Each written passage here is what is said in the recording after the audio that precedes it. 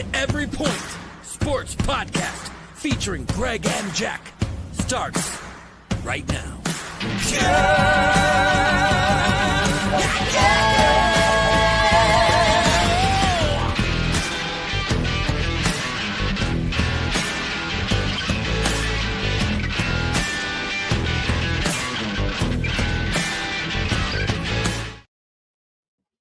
Ladies and gentlemen, we are at the top of the mountain. I am Jack Stash. We've got the Old Gamer Entertainment GK, Greg Kratzer, with us this morning. It is week 18 NFL, and you are getting ahead of the lines. How are we doing, Greg? We're doing wonderful. Last week of the regular season, college football is dwindling down. NFL's dwindling down. We got the playoffs right around the corner. But yeah, we're doing well. Yourself? How's everything? How's the family doing?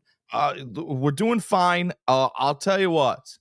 And I have no one to complain to. Like, you're up there in Pennsylvania, I'm down here in Florida. No, it's a wild thing, right? Because you can complain about the cold and the snow and the blah, blah, blah, blah. Mm-hmm. Who am I going to talk to? Because it is cold down here, baby. I'm telling you what, it's cold outside. I would tell you it's 45 and you've got no sympathy for me. Absolutely none. Nobody talking. No, I know you're laughing, but just for a minute, Pennsylvania and northern states are built for cold, whereas I have no insulation. We are not built for cold down here. So 45 might as well be 25. And I'm telling you, it is chilly. Listen, you don't need to tell me. I lived down there. For almost 2 years. So right in Tampa, right by where you're at. So like, I understand. Believe me, my body was used to the cold up here in the north until I moved down there. Then I moved back up here and I'm like, my body still hasn't readjusted to it. And this has been, I moved back in 2001. Yeah. And it is a wild, 45 is probably, for our viewers out there, 45 is 35. Yeah. It really, it's cold in the morning, and we're getting colder next week. When I moved down to Florida, we left on the coldest day of the year. It was in February. It was minus something. It was ridiculous. Me and my buddy, we drove a U-Haul down with his Mustang on the back, drove all the way down there. We get down to his uncle's in Brandon. Okay. And it's like 70 degrees down there. So like we're coming from negative degree weather to 70 degree weather. Like, we think it's summer right now. We look right at him. We see a pool there. We jump right in. We jumped right in the pool. We right down to our boxers and we jumped right in the pool. They thought we were nuts. They probably did think you were nuts. Listen, I like to go. I do cold plunges in this weather. I seen you do one. I seen you. Joy was like, "What is he doing? He's not going to do what I think he's going to do, is he?" I'm like, "Yeah, he is." Yeah. You get a lot of things accomplished, right? So it's good for your immune system. It's good to kind of shock yourself and give yourself a little reminder. Health-wise, it's very, very beneficial. And it kind of lets your neighbors know you're a little wild, right? And argue if you get in an argument with one of them, they'll go, "Hey, that's the guy that jumps in the pool when it's 20 degrees." Don't just move the garbage. Just move the garbage can. It's fine. Just if he starts raising his voice, just fine, Mary. No, it does though. It lets you know. I want to start off. I've got a gripe. Let's get our gripes out of the way. I cannot believe, and I won't stand for it. I can't believe, and I won't stand for it, that Baker Mayfield is not in the Pro Bowl this year. I won't stand for it. Absolutely not. Here is your NFC, because that's where he is. I've got no arguments with the AFC. You can argue Patrick Mahomes. He's had a mediocre to poor season. But their record, come on now. Stop that.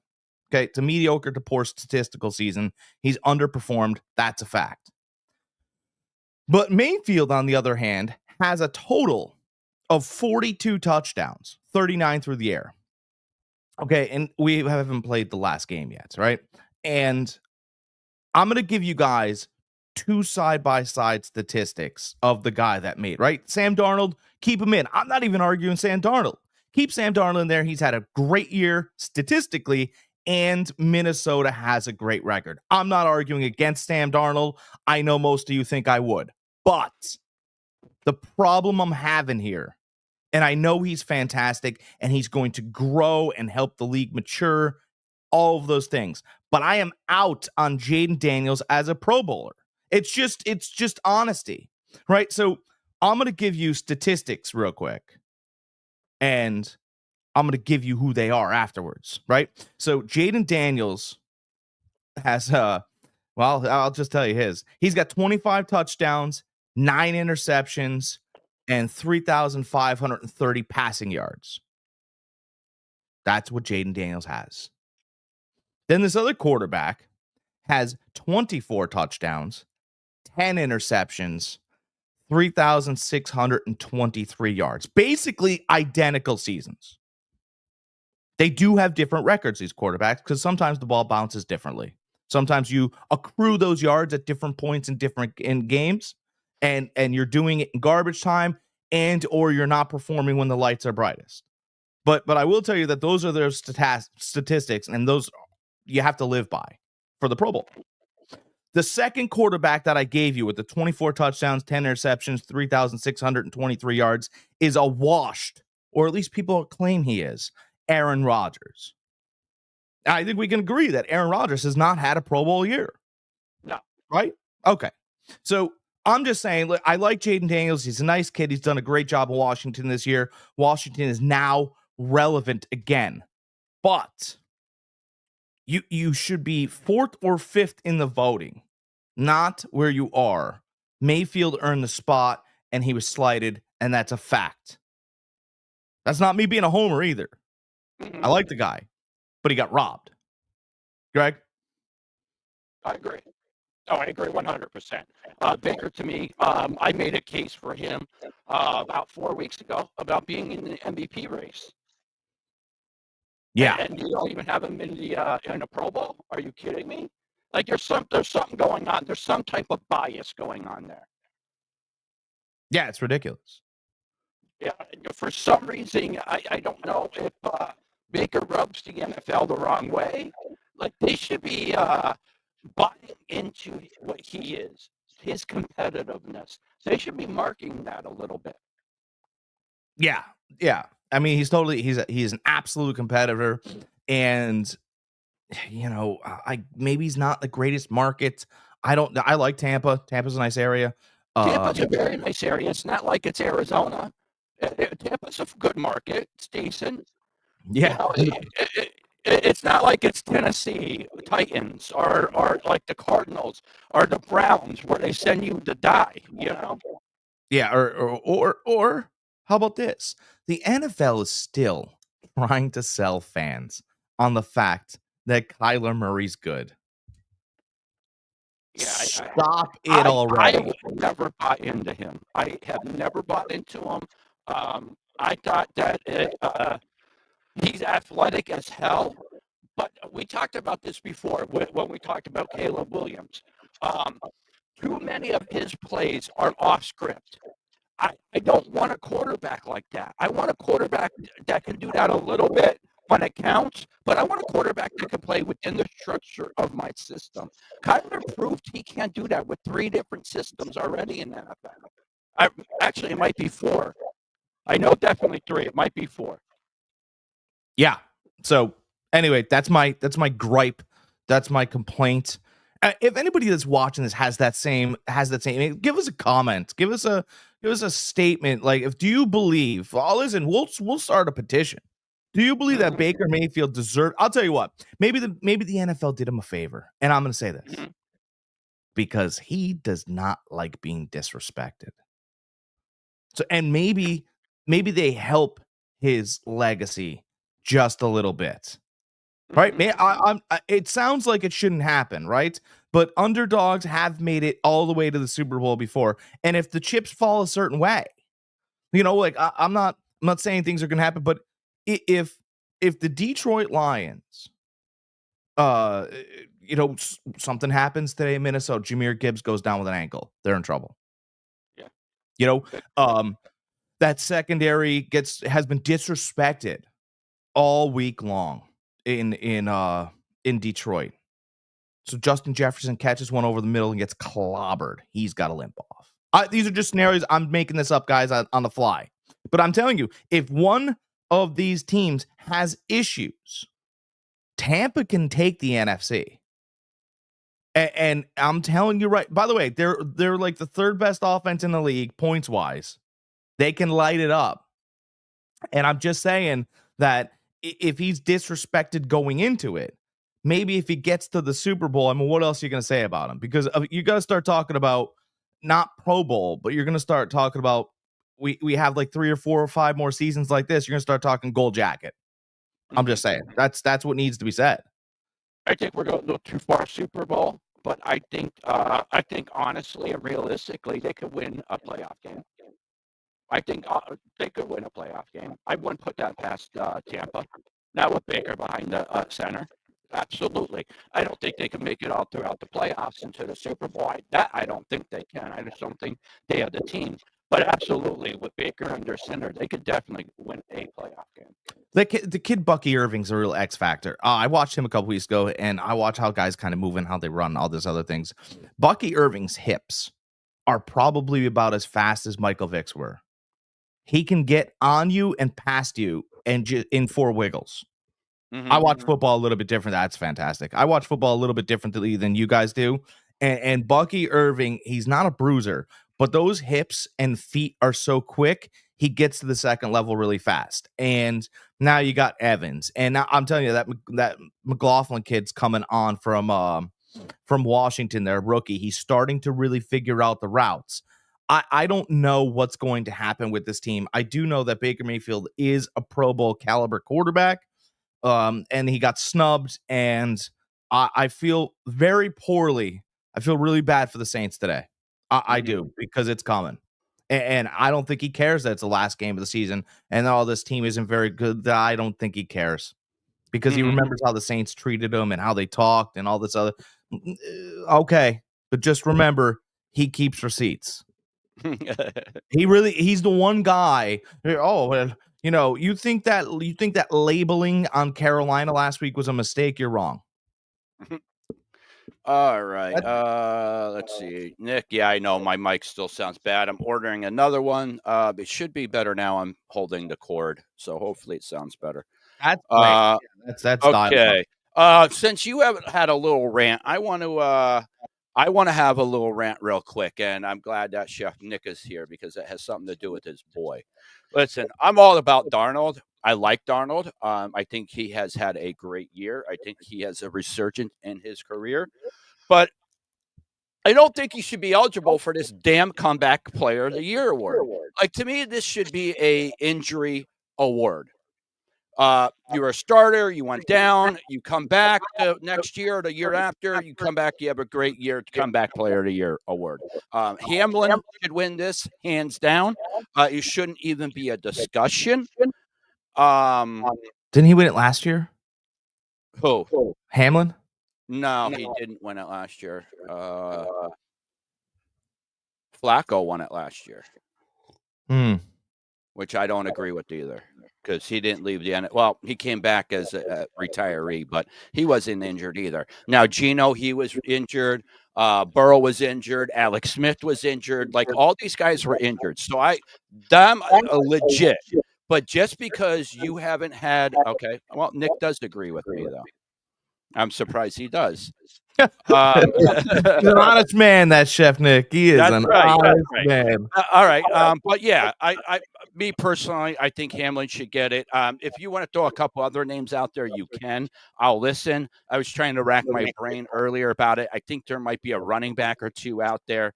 But, you had a guy that you have a guy that pretty much almost died on the field, While we got him here, I want to ask him this question, right? Because he's a Vikings fan, right there. Now everybody knows.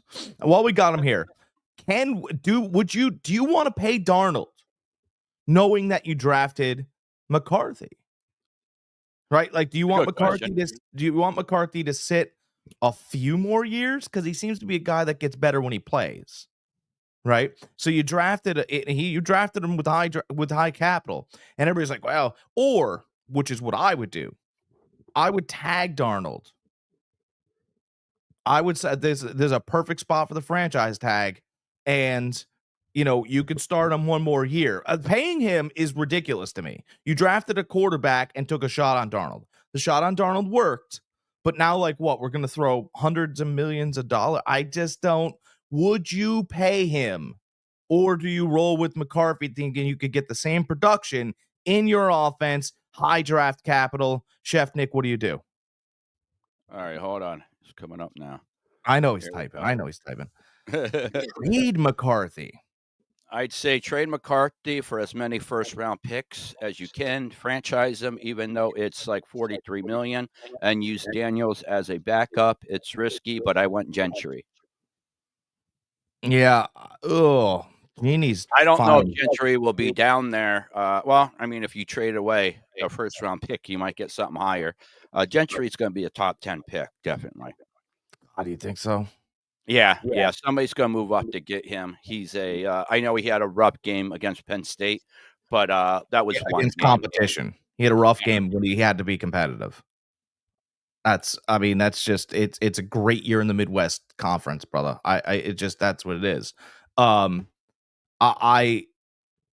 Okay, but just here's the thing though, because seller's remorse is the same as buyers, and the one team that's been really talked about as far as opening up the trade lines for him, by the way, is your Las Vegas Raiders.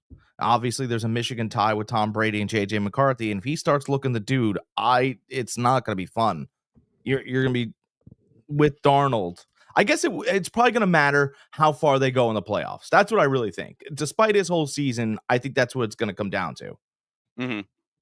What I mean by he had a rough game is that he was their offense. He was the reason why they were winning. He didn't have the game that he has had against other competition. I understand he rushed for over 100 yards. That I get. But he didn't rush for that 158, 3-4 touchdowns that he has against everybody else. That's what I'm saying. All around, I think that he played bad against Penn State. Not just. I don't think he per se played bad. I think all around that team did. Yeah, you're right. He did. He rushed for over 1,000 yards, and they loaded the hell out of that box. I mean, that first quarter, that's all they did was go against the run. So I get that. But yeah, I'm with you. I like Gentry. I think he's going to be a stud. He was a stud all year. He was a stud last year. So yeah, I like him. I'm with you on that, Nick. So you are not going to get any pushback from me on that. You know where I would like to see him go? Two teams, because I think it lends to his running style the best, and I would love to see him drop to either Baltimore or the Chargers. I'd love to see the Harbaugh brothers in that scheme get a hold of him, because their offensive lines get built in a second. Yeah, I know he's linked to Seattle, but Seattle's not, they think they want to be real players, and it's not going to happen. I mean, the Seattle's time, they're stuck with Geno for a little bit, and I don't know whether they love it or they don't. They're only stuck with him for another 2 years. That's it. If they could get a hold of McCarthy somehow, some way, I think that would be a brilliant move on their end. You have somebody that can groove McCarthy for a little bit, even though their style of play is totally different. McCarthy's style of play tends more to the way Darnold plays. So ultimately, I think that would be his best situation, is to be able to stay in Minnesota, learn a little bit from Darnold, which if we said that last year, everybody would be laughing at us if we said that. Learn a little bit from Darnold and just wait it out. Maybe, the last year of your deal, your fourth year in the league, you can start again, kind of like Love did. Or this would be fun. I would like to see, destinations for McCarthy. It would be great, because if he was going to the Jets and the Jets decided to go with Rex Ryan, Rex Ryan's known to do very well with younger quarterbacks, led through his defense. He went to the playoffs with Sanchez. No, but I'm saying, there's a little bit there, and McCarthy's a Michigan guy and a Harbaugh guy, and he can take the yelling from a coach like Ryan. That stuff matters. Oh God, the problem with the Giants is the Giants don't even know what they are. They're like miniature men. They're not walking. They're not. I mean, they've got no direction, no hope. I personally don't think Minnesota is going to move off of McCarthy. You have your quarterback situation settled.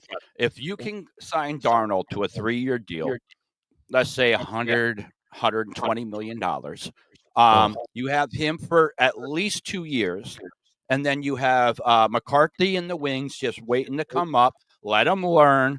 And I think you position yourself not just for now, but the future. I think I would be okay giving him. I'd give him a 2-year deal, $60 million. Mm-hmm. No more. No more. Yeah, he's not gonna. Never gonna take that. That's only $30 million a year. You have to up that a little bit more than that. He doesn't do press conferences. He doesn't do this. He throws the football. I mean, he does press conferences, but he's boring. I'm just, he doesn't get anybody. You're not paying him for his personality. If we paid for a little personality, Baker would be making the highest paid player in the league. So they just paid Jaden Daniels for his personality.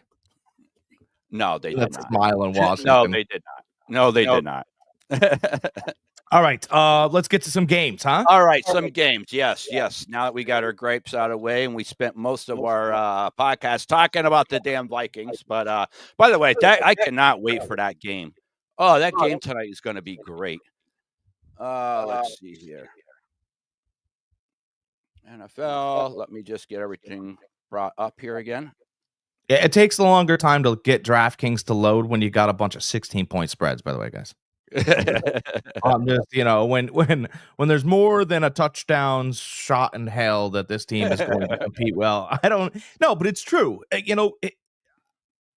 It's very difficult.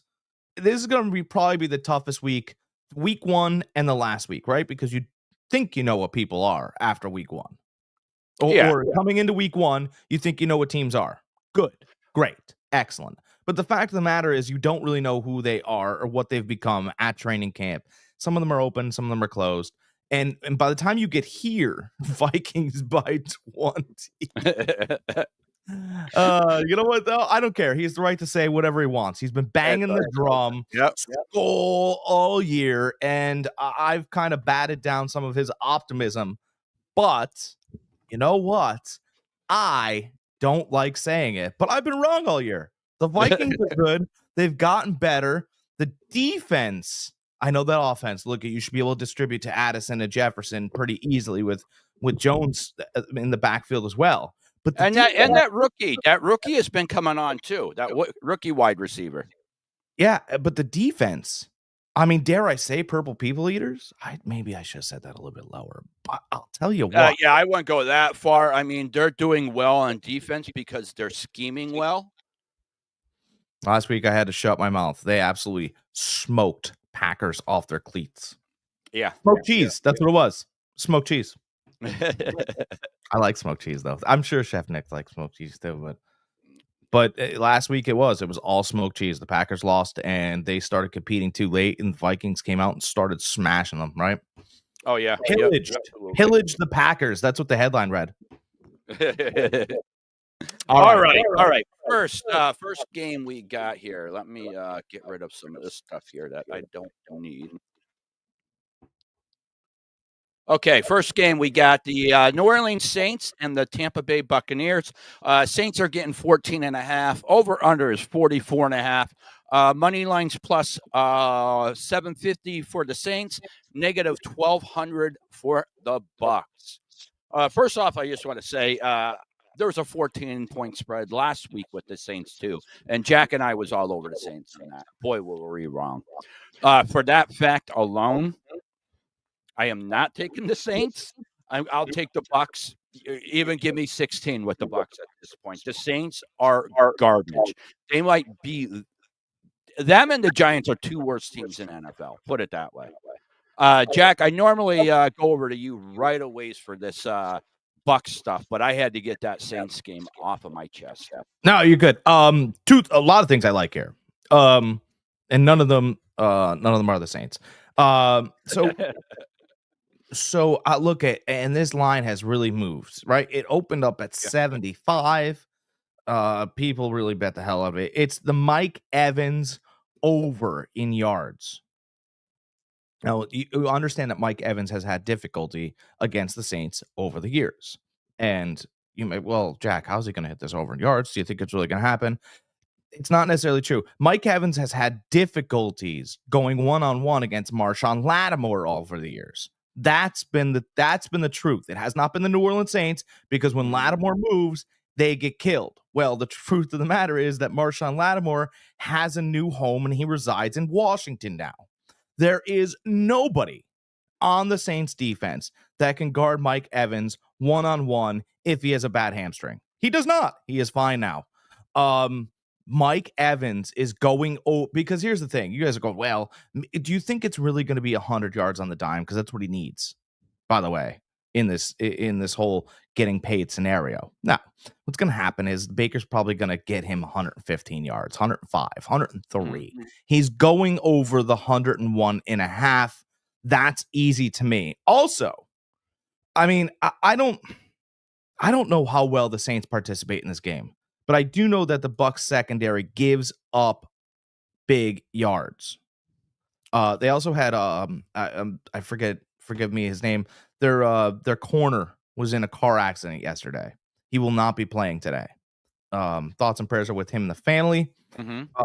So New Orleans is going to be able to throw the ball. I love this over 44. But are they? Are they? I mean, Ritter hasn't been able to throw the ball any start he made.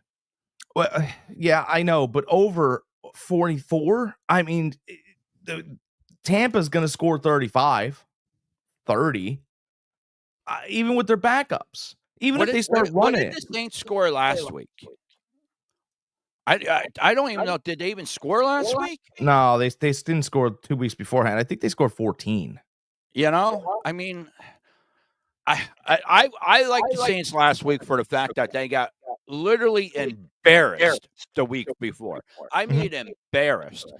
And after that, the next week, they didn't even show up. Last week, they didn't even show up again. I find it hard to believe they're even going to show up. They packed it in. They already have their vacation home booked. They're ready to go. They have their plane ticket bought. As soon as this game is over, their season's over. Half the team's not even going to show up to pack up their locker.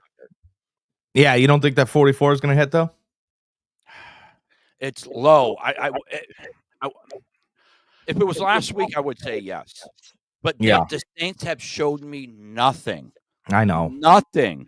I know. You literally, we both agreed how bad they looked 2 weeks ago. Like, not just us, national media, they got on them big time. And you don't even show up last week?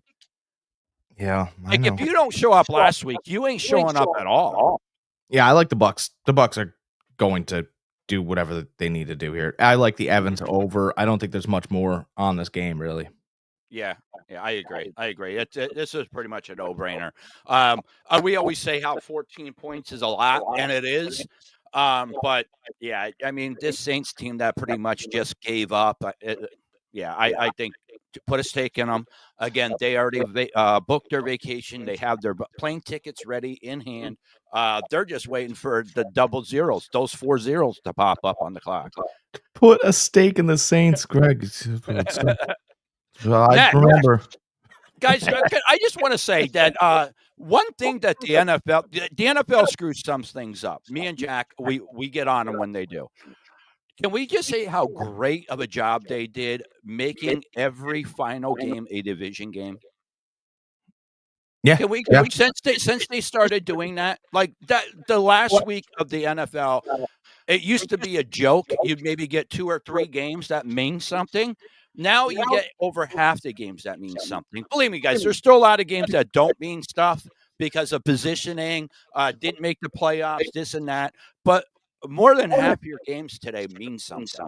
Yeah, they start off with week 1. They've learned a lot from college football, right? Week 1 they start off with rivalry week, Mhm. right? And Yep. then they move this way and then they move that way. The NFL has done a good job in scheduling. I mean, it only took them how many years?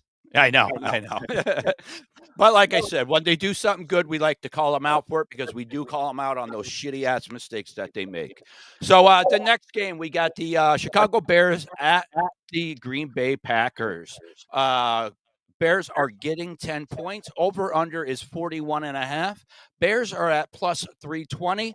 Packers are at negative 410. Guys, with a lot of these games, you really have to watch to see if these teams have anything to play for because a lot of places, not a lot of places, but a lot of teams are sitting people. Yeah. I don't know. I don't again, these are tough because you don't know what you're betting on, right? Actually, you don't know what you're gambling on. All of this week is a gamble for most of it. Because I got the week 1 and week 18 are the 2 toughest weeks to bet in the NFL. I'll take the Bears getting 10. Okay. I like the Packers. Where did I it like go the to? Packers What spread did you just lay out? Would you 10. say 8.5? 10. Okay. 10. Yep, 10. You were right. Yep. Packers are giving 10. I guess the Bears do have something to play for. I don't know if the Packers can improve their playoff position or not. I don't think they can. I think the Packers are where they are. So they're kind of stuck there. Yeah, I think they're they've had a great year in a really tough division. That's just a very tough division. That's a brutal division this year. So I mean, 10 is a lot. I don't know. Love probably won't play the whole game. Yeah, that's the thing. Though starters will probably play the first half. Will it be? You're not going to see Jacobs the whole game. That's right away, right? I don't. Maybe you'll see Love, but the beginning of I think the Packers probably win, but by like 7 or 8. Yeah. I'll take 10 points with the Bears. It kind of feels a little bit if Chicago's playing all their guys, which they should, right? This is they have no reason not to play all their guys. This is a growth game for them, so I'll take the Bears getting 10. I like that. I like that bet too. Next, we got the Washington Commanders at the Dallas Cowboys. Commanders are giving 7. Over under is 43.5. Money line negative 325 for the Commanders, plus 260 for Dallas. This actually should be a pretty good game. The first game that they had together was a good game. I believe this one will too. Commanders still have something to play for. Dallas still, a little pride to play for, I guess.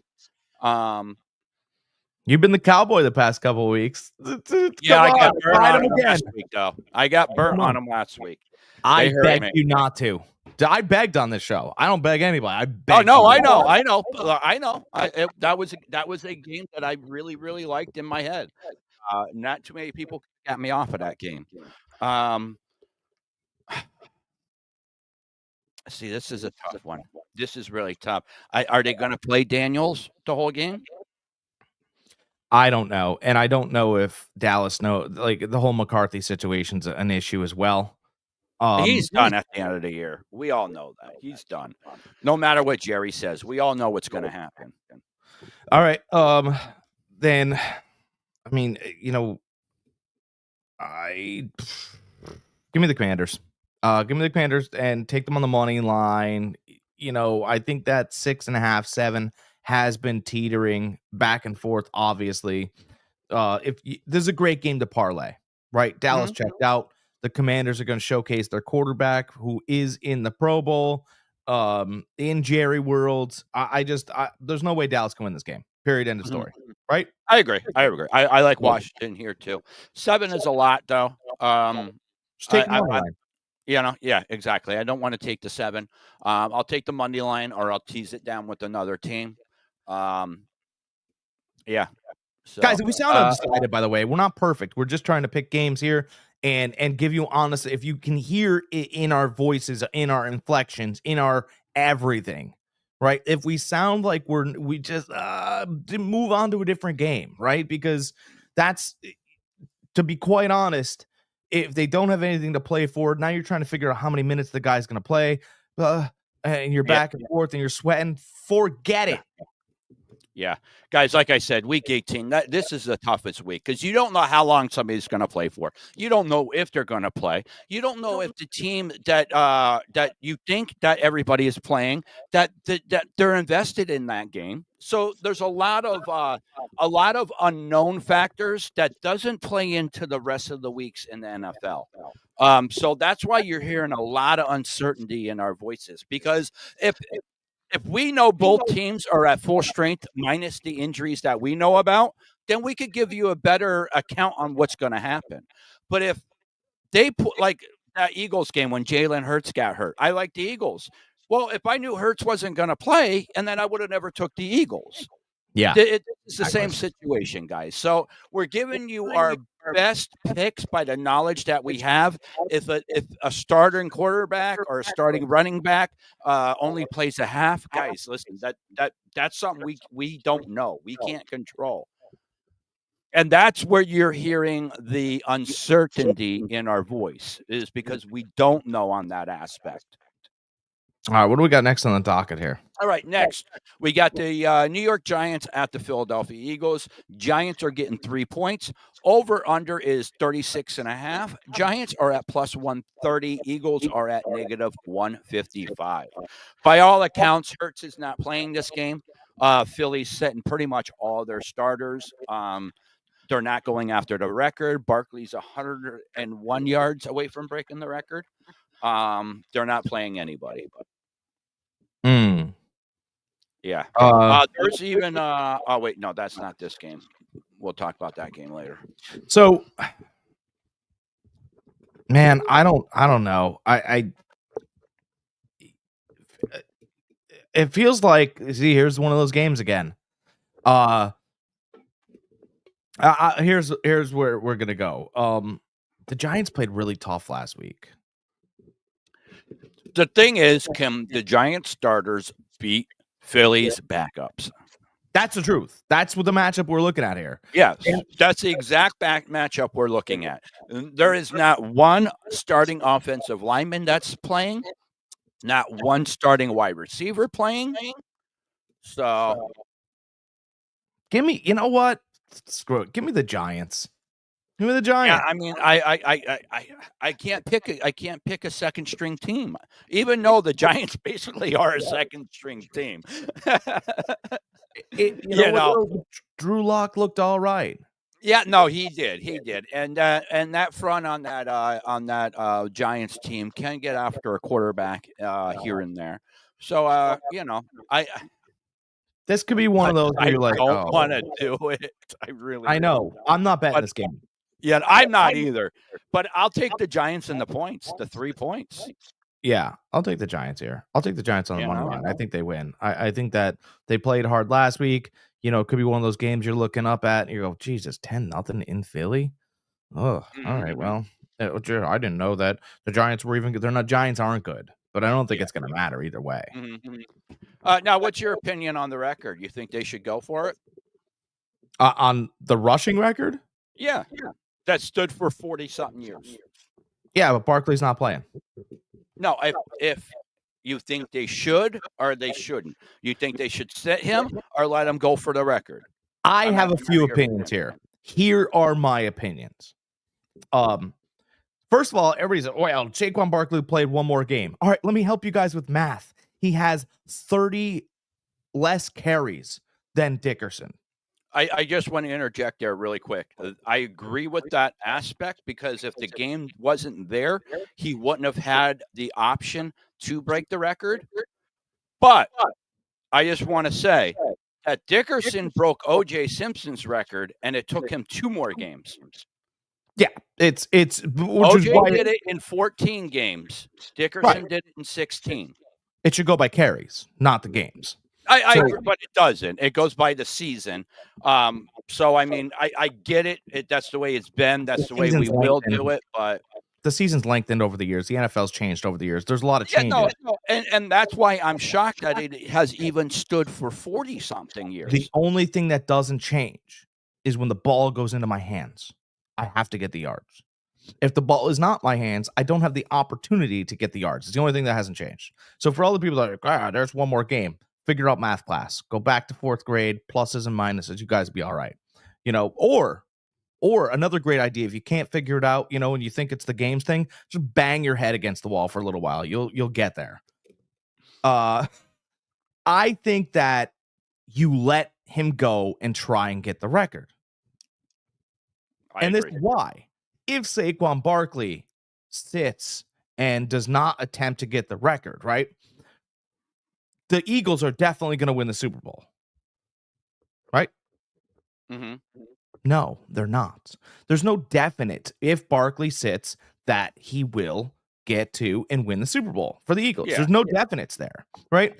But if you play your team against the Giants this week, it has nothing to do with him getting it against the Giants. First of all, it has nothing to do with that. It has to deal with a celebration of an offense and an offensive line attaining what seemed to be an unachievable goal. And by the way, Nick Sirianni, you call up a trophy maker. I don't know. You probably have one on the Rolodex down there in Philly. And you have a trophy made up for Saquon Barkley and your offensive unit. Right? And you give it to them in the locker room when they get the record. But he did none of that because he's an awful coach. If you pull the players in the NFL and coaches in the NFL, 90% of them is going to say the rushing record is the best record that you can have. It stood the test of time. There's only a handful of people that has owned this. Jim Brown, Jim Brown, OJ, Dickerson. I forget who the other guy was before. So my point is that if you get it, which it's an attainable record right now, right? Then you have something to celebrate. You're closer than anybody else this year. So you have a chance to get this record. 101 yards. You can do this in the first quarter. Right. You have something to celebrate. Guaranteed. I am not saying to play your starters the whole game. I am not saying that. Listen, I'm going to tell you. If Philly does not go to the Super Bowl and they get ousted in round 1 or they're down and they're starting to look bad, Sirianni's going to be a bus driver in Philadelphia. Yeah. He'll never get another head coaching job. And it's because of things like this that it just doesn't look right. It makes no sense, right? Because you have a good what if Barkley gets injured? Well, you have a good running back behind him. You have a good offensive line. By the way, Saquon Barkley knows how to protect himself. He learned behind an awful Giants line for years that he had to get better at protecting himself. He couldn't do what he did at Penn State and be careless. This offensive line for Philly is fantastic, and all he has to do today is hit the holes that are open for him. I think that Sirianni is missing the mark once again. He's making this more about himself so that he can have teaching tools and selling points for the playoffs. Brother, if you can't get a team up, I don't know how to help you. I think you go for the record. You have a trophy prepared for your team in the locker room when you get it for the kid, right? And then you can put it behind you and you can go into the playoffs. But you want to at least accomplish something. If you don't go to the Super Bowl and accomplish nothing, the season is a waste. And so is your coaching staff. That's my opinion. I just want to see something here. All right. So to answer your question, Nick, Adrian Peterson, AP had 348 carries that year. He averaged 6 yards per carry, which is the most out of second most out of anybody. Tied for second most out of anybody. You are tied with Barkley. Actually, AP is exactly both 6 yards per carry. The most that was up for those for single season leaders. Let's see here. Was Jim Brown had 6.4 yards per carry in 1963. He rushed for 1,863 yards in I just think it matters. I do believe. Look, if you have an opportunity to break a record, you didn't think you were going to have this in the beginning of the season at all whatsoever. And now that you're there on the doorstep, you don't at least try to open the door. Like it's literally you're standing 4 steps down from a place to where you traveled, and you went, yeah, you know what? It's just nice being at the door. Open it up. I'm sorry. You know what? He was there. He tied for third. I didn't see this. Barry Sanders averaged 6.1 yards per carry back in 1997 when he rushed for 2,053 yards. Yeah, again, it's one of the many reasons why Philadelphia fans worship Rocky and none of their actual athletes they have there. I'm just Bill Burr had a great thing when he went off on Philly. Yeah, he's right. He had a huge ass rant. He goes, really, Philly? Goes, you guys of all people, you guys worship a fictional character. Yeah, but he's right. And they have opportunities to overcome that, and they never will. So Jamal Lewis back in 2003 when he rushed for over 2,000 yards, he had 387 yards or attempts. Yeah, and they didn't sit him out of any games either. Yeah, they gave him full carries every game. All carries. That's the year they won the Super Bowl. Yep. The only one to show more carries than that is Jamal Anderson. 410 back in 1998.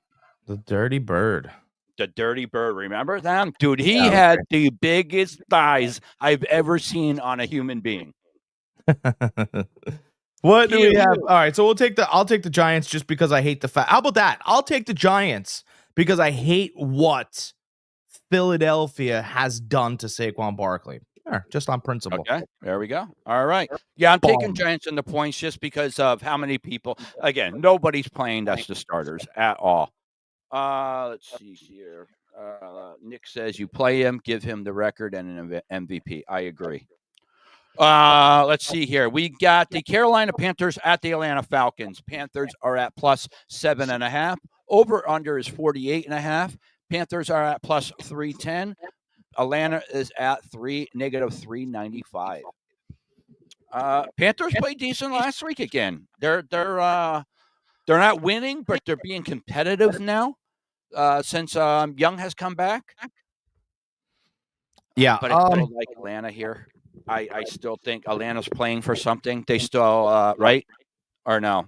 Or are they out? I thought they still had a shot. I mean, Atlanta might think they are because math escapes them. They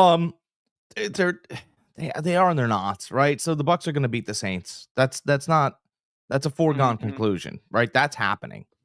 So when the Bucs beat the Saints, the Falcons could win and it doesn't matter because the Bucs have a better record. Right? So there's no tiebreaker, there's no nothing. But this is a must win for the Falcons, though. It's a must win, but I mean, the Panthers have played better. I think that the Falcons probably played their best ball last week in Washington, hoping that they could, still really get into the playoffs. I understand there's a lot of Michael Penix hype. I guess if you're going to play anything here, I would play this over under. I'd play the 48 over. That's what I really like here because I think both ball clubs are going to go at it. I think the Panthers are going to participate. I understand what happened last week in Tampa, but for the most part, Bryce Young has looked much better. So if the Falcons the Falcons could open up 14-0, and then the Panthers come screaming back, and it's 28 points in the first quarter. Woof! Now we got one. You're in the Superdome, so I think there's an opportunity to get to 51, 52 points here. It is the highest line of the week. And, a lot of times people shy away from how many points are pushed. But usually it's always over when the points are really high on an over-under. Like you guys are sitting here going, I can't. Well, really, the Falcons and the Panthers, and everyone's gonna bet the under. That's a mistake. In case you're wondering. Second highest line of the week. We'll get to the highest line of the week at the last game, which is like it's ridiculous how high it is. I'll give you one here. Really, like looking at the games, the only bet that I kind of even remotely feel confident about this week is I want to tease the Commanders and the Falcons. Yeah. I want to tease the Commanders down to where I'm giving a point, and I want to tease the Falcons down to where I'm giving a 1.5. Yeah, that's a good move. That's a good move. Yeah, because guys, looking at the games, I mean, that's really like I could give you one other one that I like, but that's the best one that I like right now. Yeah, that's a good There's tease. not too much that I like this week, guys. Usually, you know me, I'm a degenerate. I try to find games where there's no games. I might not play anything today. I might just watch. I might just be a watcher. No. All right. So, I like that tease, Jack. Who do you like here? You like Atlanta? You like Panthers backdoor cover? No, I like you know what? I don't like them, but I like Atlanta's defense isn't very good. No, they're not. Bryce Young's been better. Todd Bowles ran a few I watched that game. When Todd Bowles started running exotics, Bryce Young went back to Bryce Young. He started backing up in the pot. He had no clue where they were coming from. And, he'd zig and Bowles would zag. And when Todd Bowles gets that sideways smirk on his face, you're in trouble, brother. Because when he just starts looking like, I shot you in the knees. Like he just kind of little sideways smirk, you're a dead man. You're in a lot of trouble. And it happened last week. Give me the Panthers getting 8 points. The Falcons are fine. Okay. Again, guys, I'm teasing the Falcons. I'm not taking the 7.5, but if you are going to take the 7.5, Jack likes the Panthers here. I can't really disagree with them because the Panthers have been backdoor covering a lot of games since Bryce Young has come back. All right, next we have the Buffalo Bills at the New England Patriots. Bills are giving 3. Over under is 36.5. Bills are at -166. Panther money line. Patriots are at plus 140 money line. This is close. This is close. 3. I love the Patriots getting 3.5 here. I really, really do. Well, they're not getting 3.5 right here. They're getting 3. What do you got? You got 3. 3. Yeah, I got 3 on DraftKings. All right. Well, you just got a line move then, right? It was at 3.5. You can still buy the hook if you want to on many sports books. The Bills really don't have much to play for. Are they playing their starters? Is Josh Allen going to get aren't they still in contention for the number 1 seed or no? Yeah, but I don't know, man. Kansas City's going to lose today. Going to lose. They're playing Denver. They're talking about playing their third string quarterback, not even their second string, not even Wentz. They're talking about playing their third string, so their second string doesn't get hurt. Yeah, because you don't want to go in the playoffs with your second string quarterback down. Yeah, so I guess the way I look at this is will Drake May do enough against Buffalo's defense to make? And I kind of think he will. I kind of think this is we're in New England. You'll probably get a few whistles trying to sell the Patriots and Drake May a little bit here. Buffalo really doesn't need to win. I think Buffalo might win by 3. This is a push candidate this week. It's 36.5. It's going to be weathery. Your hand gets slapped. All of a sudden the ball's bouncing. I really do want points here though. Give me the Patriots. 3. 3 is probably a push. 3.5 is probably your mark. I'll take Buffalo on the money line. I'll take the -166 on the money line. I think they still ultimately come out of this as a winner. I think it will be close. I don't think by far it's going to be a large spread. So if you're 3.5, I think you're kind of safe. But ultimately, I'll take Buffalo on the money line. Negative 166. There's still enough meat on the bones there to make some money. All right. I like it. All right, next we got the Houston Texans at the Tennessee Titans. Texans are giving 2.5. Over under is 36.5. Money line is plus 120. For the Texans, Titans are at negative 142. All right, ready? Here it comes. Yep. I mean, crickets for this game, right? Yeah. Titans are minus 1.5. Texans, who are they playing? I don't know who they're playing. The over-under is 36.5. There's nothing here. You know, Nothing. the Titans are playing Rudolph. They've thrown in the towel. They've been awful for weeks now. Yeah. They told you they were we even gave them a benefit of the doubt last week, and they ended up screwing us. They told you they were quitting when they were sitting. Well, Levis, we should have listened to them a little bit louder. They are absolutely, and they have been. They've been quitting. So, but I mean, the Texans, though, you know, this is going to be maybe the Texans win. I actually believe the Texans have more talent than Tennessee. I feel like it's bounce back. Whether Stroud plays or not, you do have to understand that they have a capable backup there in Houston, more capable than Rudolph. I know the Titans are favored, but Houston played so poorly last week. I just think that was a great teaching moment for their coach, D'Amico Ryans. And I think you want to go into playoffs with a little bit of momentum, and Houston's been limping for weeks. I think it's time to give a little bit of pedal here. Stop crying on the field over injured players. Grow up and get yourself a victory over a team that quit weeks ago. I'll take the Houston Texans here. I agree with you 100%. I like the Texans too. My God, if I see crying on the field one more time. Hey, by the way, all the players that have cried on the field, like I know emotions are running. How has it worked out for their careers, Derek Bicycle? CJ Stroud, you can be, I'm telling you, don't do it. You know, listen, their backup is Davis Mills. He has come in and played some really, really good games for the Texans. He definitely is not a starter. He proved that when they gave him the shot at it, but he put together some good starts there.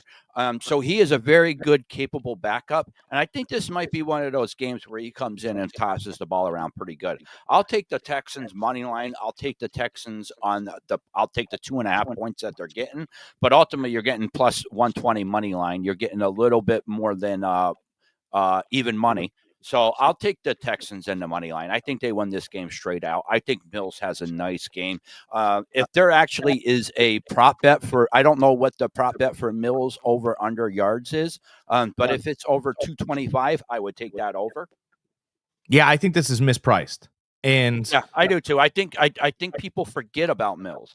That's what I was doing, guys. I was going through seeing who their backups were, because I knew their backup was Casey Keenum, but he got hurt. So I wanted to see who else was on their roster. And as soon as I seen Mills, I was like, oh, no brainer. I'm taking them. Absolutely. Houston. Yeah, I think it's mispriced, and hopefully Will Levis can somehow find himself a new team next year. Yeah, because they're still starting Rudolph, correct?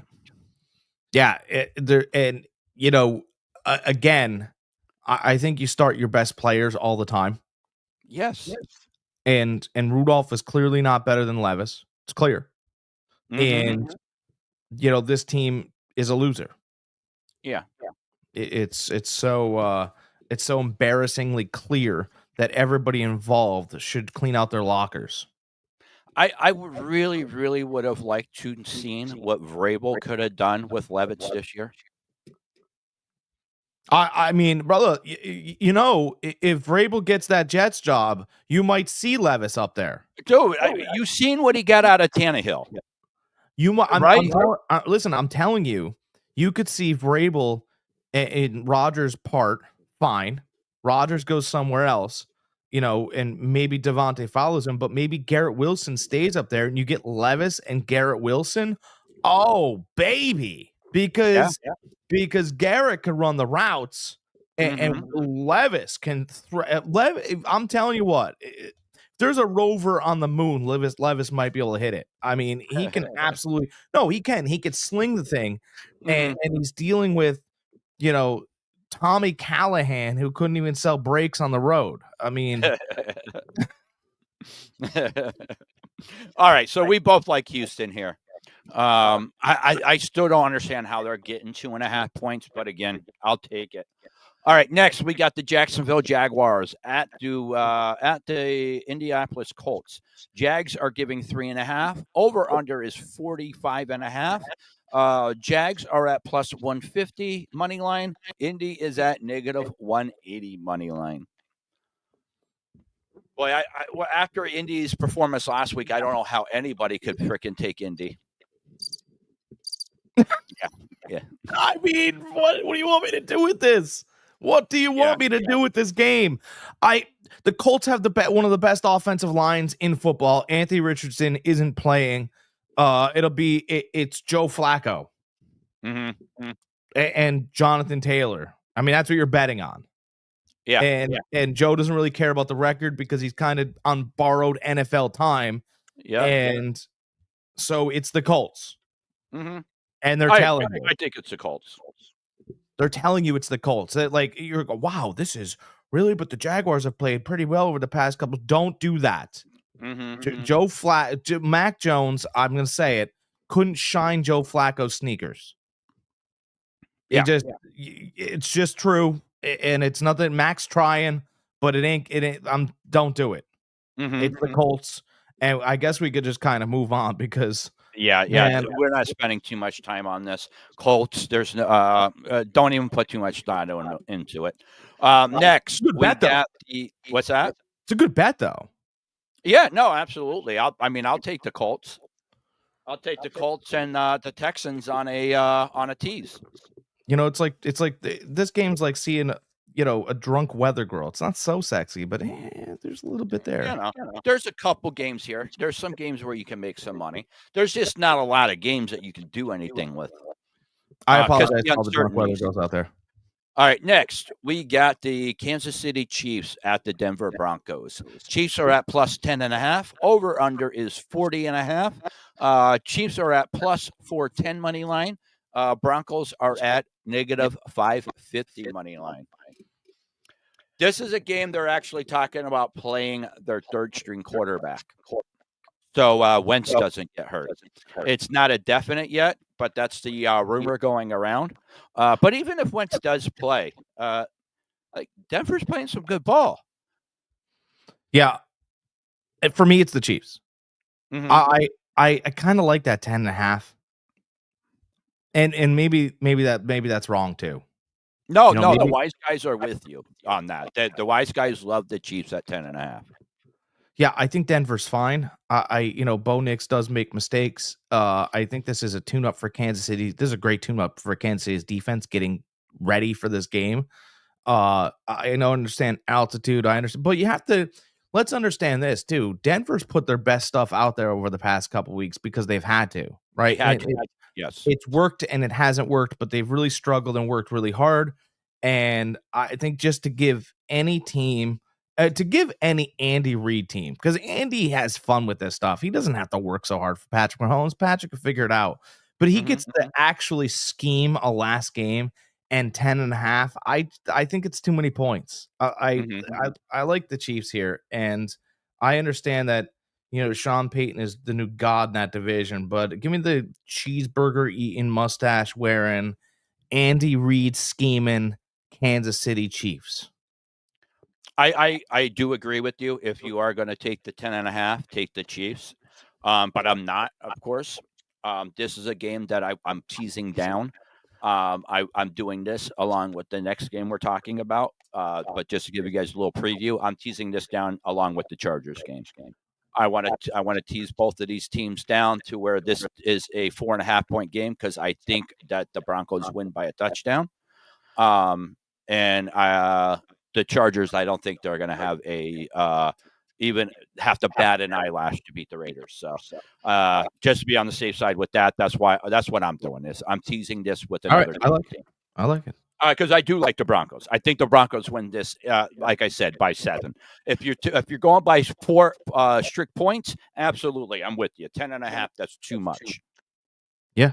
I'm Not against an Andy Reid coach team. I'm turning into a wise guy now, guys. I'm a made mustache. Well, you've always been a wise ass, so you know. I'm a made mustache, baby. What else we got? Who else? All right, going next, I gave you guys a little preview with talking about the last game, but we got the LA Chargers against the Las Vegas Raiders. Chargers are giving 7. Over under is 42.5. Chargers are at negative 325 money line. Raiders are at plus 260 money line. Jack, you already know where I'm going with this. You know I like the Raiders. You know I like Harbaugh. I've been on them all year. There's been a few games where I picked against them just because you can't pick them. We all know no team's going to go undefeated. So, yeah, there's going to be games that they lose. Now that got J.K. Dobbins back, that offense last week has looked dramatically better. What's your thoughts on this game? You know, I guess I gotta like. I don't have to, but I guess I like the Chargers here. Mm-hmm. Okay. I'm gonna roll with your Harbaugh. All right. I can almost take the points. Really? What'd you say? It was 4.5? 7. 7 Against the Raiders. Yeah. Raiders seem to have given up. Yeah, I still kind of think that the Chargers run them out of the building. Yeah. Chargers by 10? I think so. I honestly do. Like I said, I'm teasing this down with that Chiefs game because ultimately I do think Denver wins by 7. So I'm teasing that down with the Chargers. But I think the Chargers handle this without even batting an eyelash. That offense looks totally different when they have a capable running back there. Herbert with the play action, even Quentin Johnson's catching touchdowns now. So yeah, give me the Chargers. I like them. I can't wait to see this team next year. Give Harbaugh one more year, getting his type of players in there in free agency, the draft. Watch out for them next year. I'm telling you right now. All right. Yeah. All right. So we both like the Chargers here. Next, we got the Seattle Seahawks at the LA Rams. Seahawks are at negative 7. Over under is 38.5. Seattle's at negative 290 money line. Rams are at plus 235 money line. Rams game that doesn't matter. Rams are sitting all their starters, by the way. McVay came out. He does not care about positioning. If the Rams win this, they can increase their positioning. They can better put themselves in a better situation. But McVay doesn't care. McVay he would rather a healthy team going into playoffs than a higher seed. So on that note, he said he is setting his players. On that line, I do like Seattle here. Again, this is another one of those. Mm-hmm. It's crickets, right? Because I think, maybe Seattle does win. I think the Rams are going to put a fine effort out there. But if McVay says I don't care, then take Seattle. Yeah. I don't think he has another anything thing to win this game. Another thing too, you have to realize with this Rams team is they are very starter heavy. So after their starters, they don't have much depth at all. True. They're not a good team once their starters start going out. So they're going to the Seattle's going to be playing not just against backups, but against second tier talent backups. Yeah. So with that there, I do like Seattle. Yeah, let's take Seattle there. That's good. All right. Okay. Next, we got the Miami Dolphins at the Jets. Dolphins are getting 1.5. Over under is 39.5. The money line negative 108 for Miami, negative 112 for the Jets. This is Tua like my is not favorite pick playing. this week. Tua is not playing. I love the Jets this week. I agree. Because and I also love, this was my other player prop for the week. I like the Aaron Rodgers over 229.5. Okay. I think I this could be, I'm starting to look at his season. I'm starting to look at the season as a whole and think of it as almost like a Kobe Bryant last season. Mm-hmm. Why else would you go on every fourth down in the, in obvious field goal opportunities? Completely told that this coach is an idiot. Maybe he's not. Maybe he knows all is lost and he's letting Aaron go out and just throw the ball as many times as possible. Hey guys, No, I think we got a lot of idiot coaches, not just in NFL, but in college too, that doesn't truly understand how important just 3 points in a game is. yeah, but again, if it seems like the guy has had a rock bent into his head, like Nick Sirianni, Mm-hmm. then the whole thing is like, well, why would he just constantly throw it when you could take points in this situation? And I think maybe they've gotten to a point where they just went, Aaron, if you're not going to come back and the record's really bad, how about the fans did pay to see you throw the ball? So I'm just going to have you throw the ball. And I'm not going to be a head coach. I'll probably be retiring after this year. I'll find some other defensive job. I got paid handsomely for this. Let's just go. We'll be done. We both threw it a lot together, and let's see what happens here. I think Rodgers goes over 229 easily. I think he might throw it 60 times. By the way, that last Kobe Bryant season wasn't good for the Lakers. No, wasn't good for the Lakers, but Kobe still had a solid season. I mean, he score 60 points his first game or his last game or something like that. Yeah, no, that's what I'm saying. So Yeah, I think the Jets win. I think Aaron Rodgers goes over 229.5. I think he throws it all over Miami. And I love Miami fans. I have a lot of friends that are Miami Dolphins fans, but the fact of the matter is that you you got the same problem in Miami as you did last year. You got a quarterback that throws bubble screens and can't play for 6 games a season. I'm just saying. All right. I agree with you 100%. 90% of the stuff you said, I'm not going to repeat because it's just regurgitating it. The only thing I will add to what you said is that another reason why I like Miami is because Miami can't win in the cold weather. I threw out that stat 2 weeks ago when they went up to Green Bay a couple weeks ago. Whenever they went up to Green Bay, I threw that out. I'm like, no, they can't win in cold weather. They were like 1 in 16 or something like that in cold. Or no, sorry, 0 in 17 in cold weather. Anything above 40-something degrees it was. I remember some crazy stat I brought out. I was like, wow, that is nuts. So yeah. Most let's see, most out of anyone for a final game. Yeah, no, and it's true. So I kind of think we go out on our sword. I do look at Rodgers again. I talked about, he's had a terrible year. Look at his standards, it hasn't been great. They haven't moved the ball fantastically. A lot of, this, that, and the other thing. But if you're gonna lose to Miami, he's probably gonna throw the ball 50 times. And if he's got 30, attempts by halftime, that I was right. And maybe I'm not, but I do believe that there's a little bit of this feels a little bit like Kobe, right? It feels like it could be his last season. Nick, Nick is probably the biggest Kobe fan in the world. That's what he's talking about most out of anybody for a final game with Kobe. When did he have that 80-point game? Was that his final game or his final year? Yeah, I don't remember. I think Chef Nick just likes purple. That's what I think. I think so too. All right, next.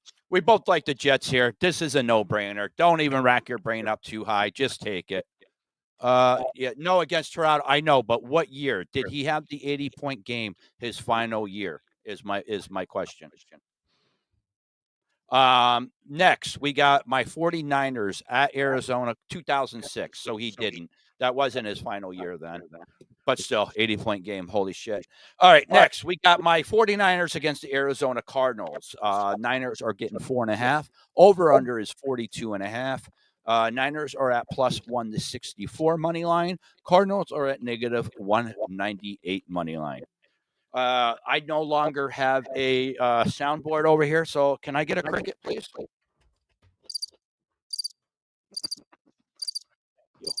It's pretty much here.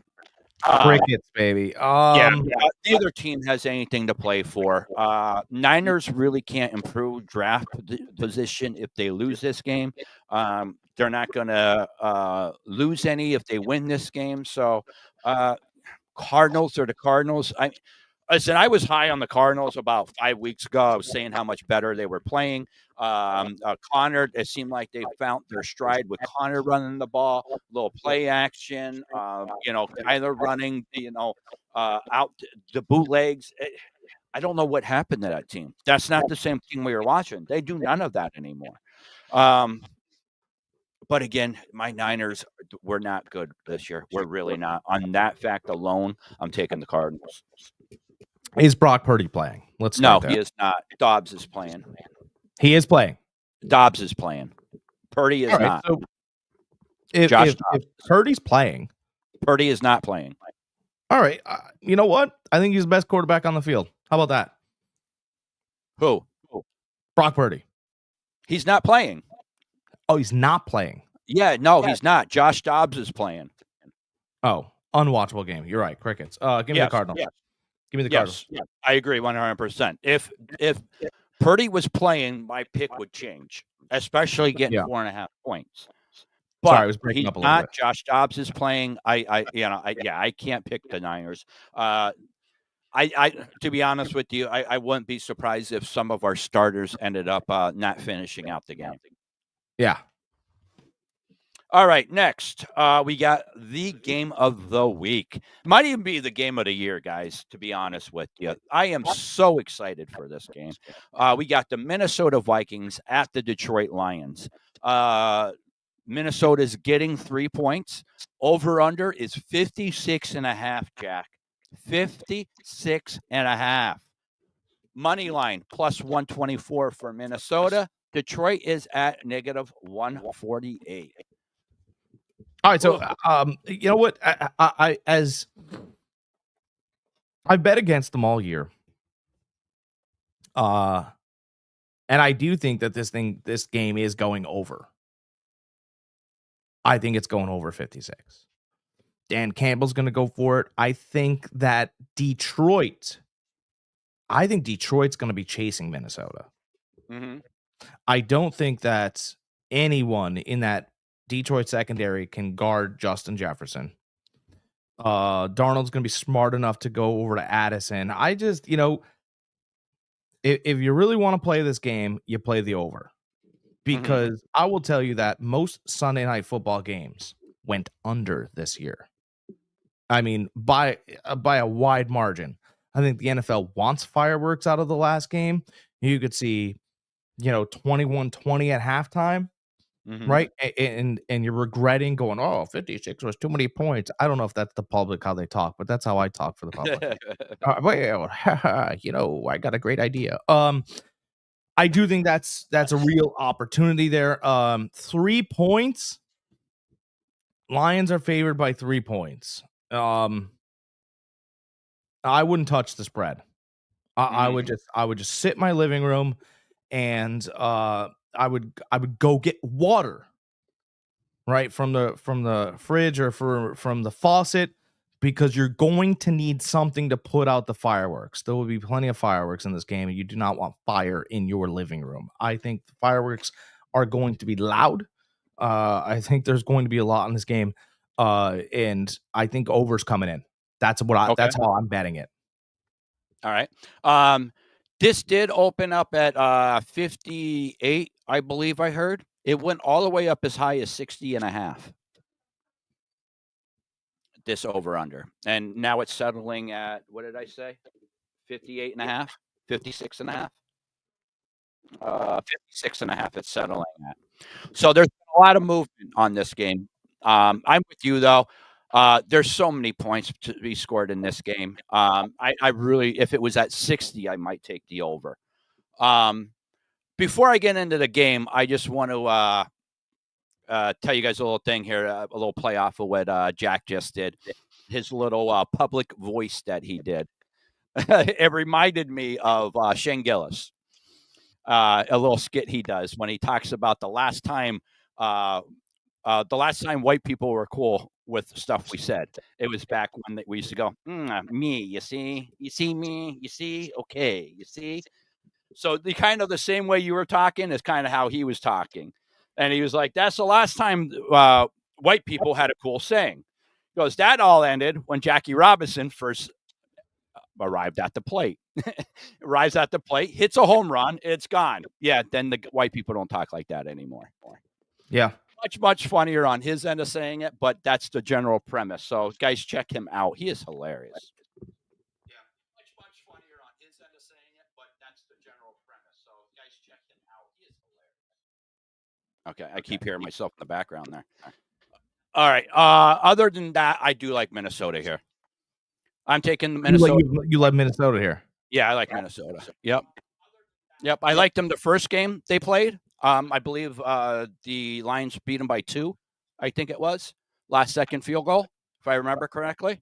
But I think Minnesota has too much firepower for the Lions beat up. Yeah, it was. Yep. So Chef Nick said, yeah, it was 2 points. So I think the Lions are a much more beat up team than they were on their first meeting, and the Vikings, I think, throughout the year, they were confident in what they could do, but I think they were still shocked as a team they were doing what they were doing. But I think they grew into that. I think that turned into confidence. So that alone, I listen, I'm loving the Vikings this year. I really am. I was on them the whole year. I'm still going to be on them. So, yeah, I'm taking the Vikings with the 3 points.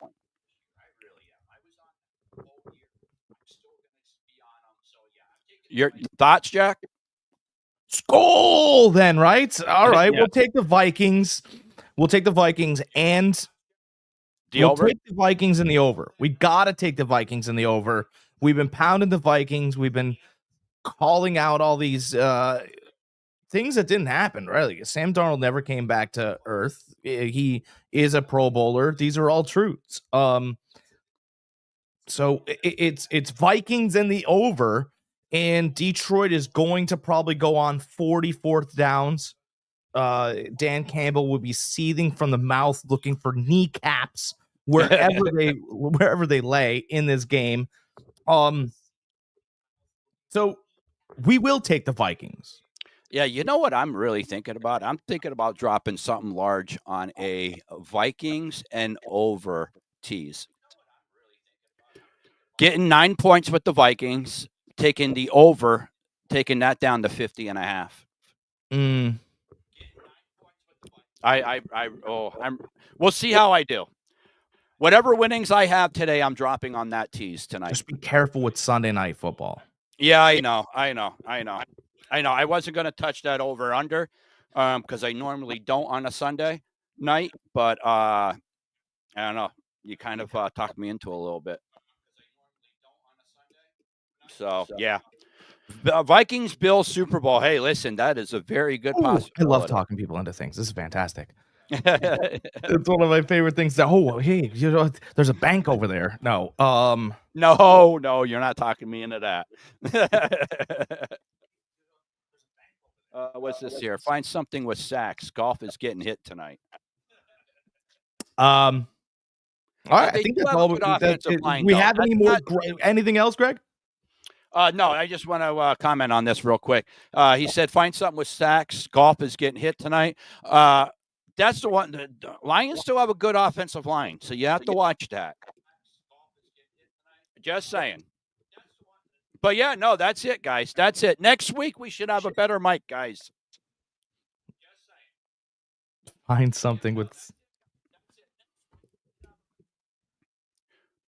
So what do you have an over-under sack on there, Jack?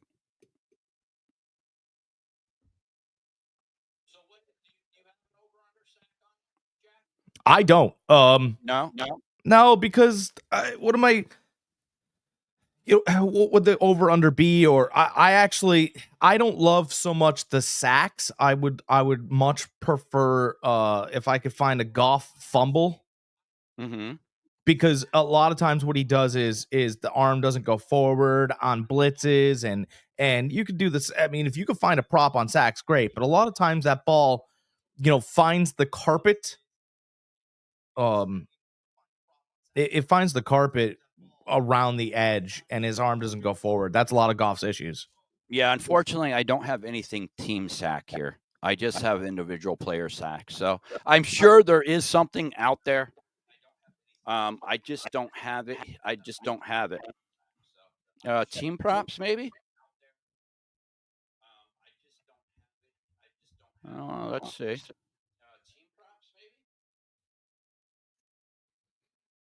Team props, maybe. Yeah. Yeah, not even under props. No. Yeah, I don't have anything game props.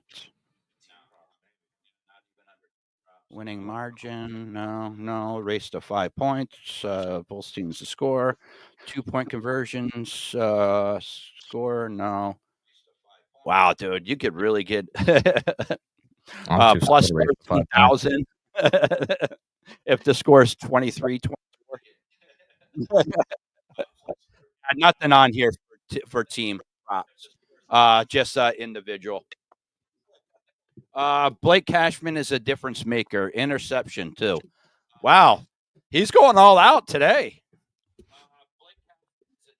Well, everybody, Nick is the Vikings fan. He does know the team inside and out. So, you want to take He's on Blake Cashman, baby. What's that?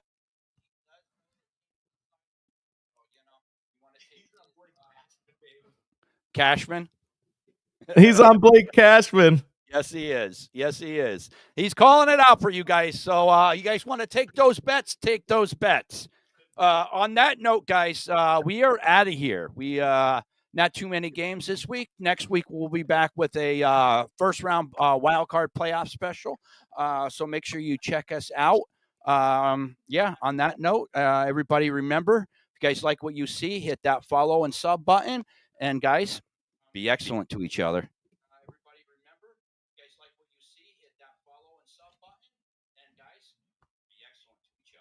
Enjoy the rest of your Sunday. Everybody, I am so excited for this Tennessee-Houston game. Woo!